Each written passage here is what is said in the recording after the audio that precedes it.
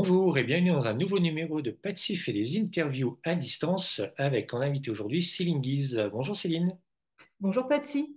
ravi de te recevoir pour parler de ton nouveau roman Jules Verne contre Nemo qui va paraître chez Fayard puisqu'à l'heure où on enregistre l'émission, le livre n'est pas encore sorti. Première question, dans quel état d'esprit tu es avant cette sortie?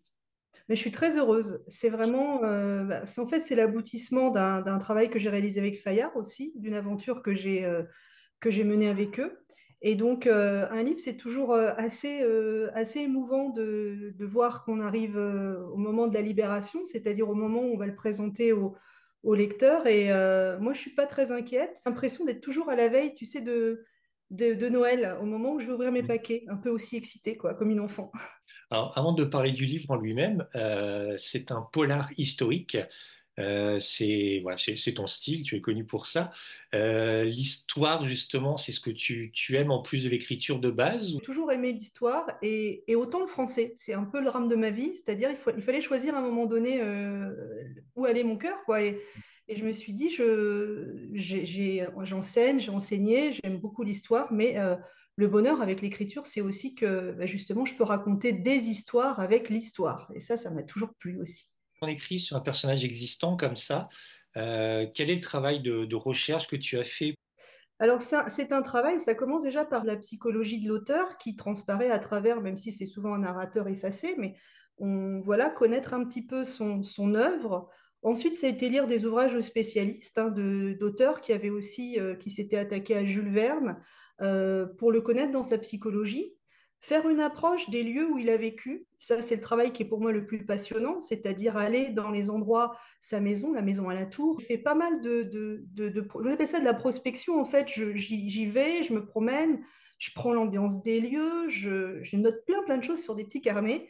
Et puis une fois que j'ai l'impression d'avoir cerné, je me lance dans la phase d'écriture. Mais c'est vrai, c'est très proche du travail d'historien. On collecte des sources.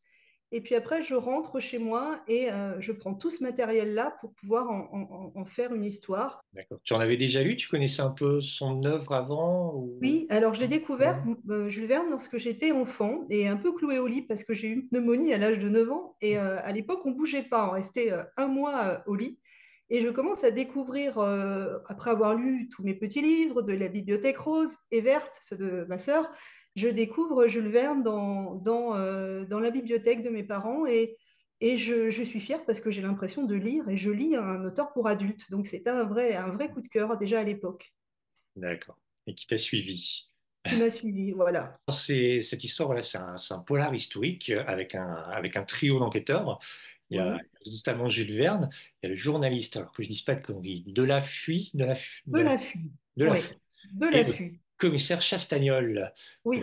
pour être précis. Est-ce que tu peux nous parler un petit peu de comment tu as créé les personnages? Il y a un personnage dont je ne peux pas parler et tu comprendras pourquoi, parce que c'est un peu la grande surprise du roman et je ne veux pas, comme disent les jeunes, faire des spoils, hein, c'est ça.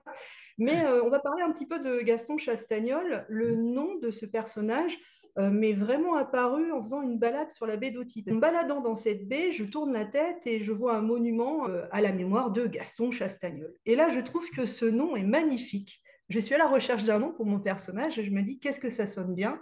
Alors c'était, pour la petite histoire, un interne des hôpitaux de Paris qui a voulu chasser le canard et aller de l'autre côté de la baie et qui s'est fait surprendre par la marée. Mais j'ai Euh, trouvé que ce nom était empreint de noblesse et faisait très 19e et je suis partie avec ce prénom coup de cœur. En plus de l'histoire, alors on peut pas trop en dévoiler pour pas gâcher, mais par contre dans le livre, si on peut le dire, il y a certaines lettres intégrées, il y a des notes, il y a des Oui, petits dessins. Alors c'est pas le mot entre les paragraphes, oui, tout à euh, fait. ce qui en fait Oui, aussi justement un très bel objet, un très beau livre. comme ça.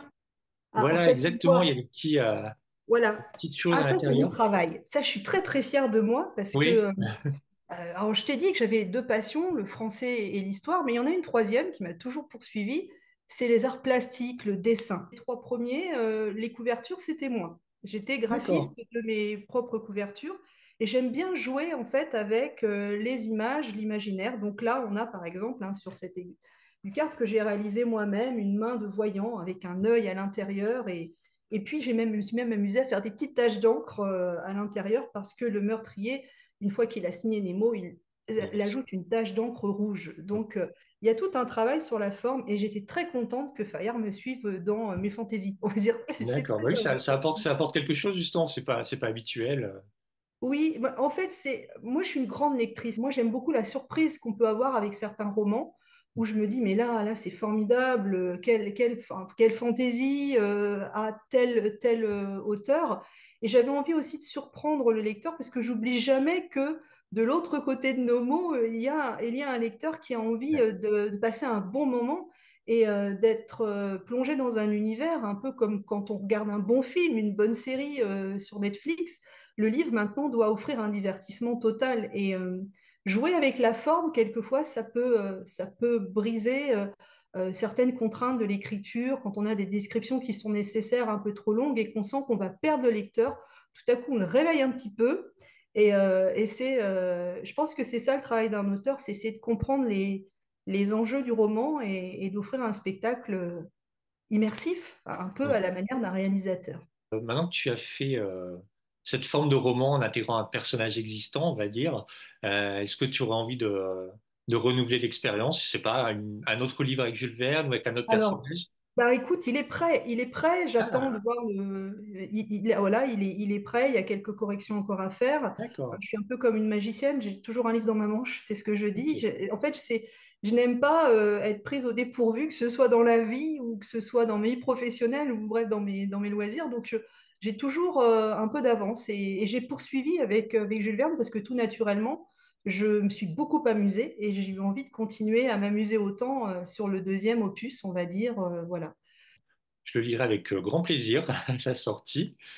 Et puis, bah, d'ici là, vous, concentrez-vous. Vous pouvez déjà précommander, commander, acheter le livre s'il est Je sorti, vous le selon montre. quand vous regarderez la vidéo. Voilà, ça s'appelle Jules Verne contre Nemo de Céline Guise.